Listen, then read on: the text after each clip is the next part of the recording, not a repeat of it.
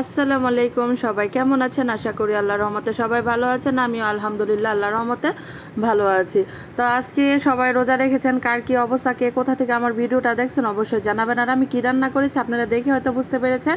আজকে আমি রান্না করব হাতে মাখা গরুর মাংস, আলু রসুন দিয়ে ঝোল।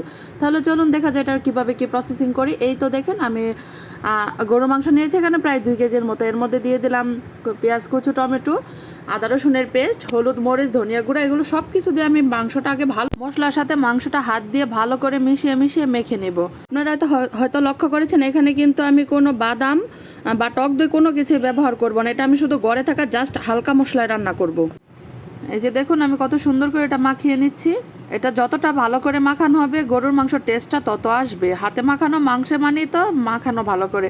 এরপর এটা আমি আধা ঘন্টা রেস্টে রেখে দেবো। এর মধ্যে আমি একটা প্যানের মধ্যে দিয়ে দিলাম কিছু সয়াবিন তেল, দিয়ে এর মধ্যে আমি দিয়ে দিলাম ছোট এলাচ, বড় এলাচ, লং, দারচিনি আর কিছুটা পরিমাণ পেঁয়াজ ভেজে লাল করে এর মধ্যে দিয়ে দেবো আমি মাংসটা দিয়ে এটা আমি ভালো করে নেড়ে চেড়ে মিশিয়ে মশলার সাথে মিশিয়ে নেব। মিশিয়ে এটা আমি ঢেকে ঢেকে রান্না করে নেব যতক্ষণ না পর্যন্ত এটা ভালো করে কষানো হয়ে যাচ্ছে। এটা আমি প্রথমে 10 মিনিট হাই হিটে রান্না করেছি, তারপর এটা আমি লো হিটে রান্না করে নেব 15 থেকে 20 মিনিট।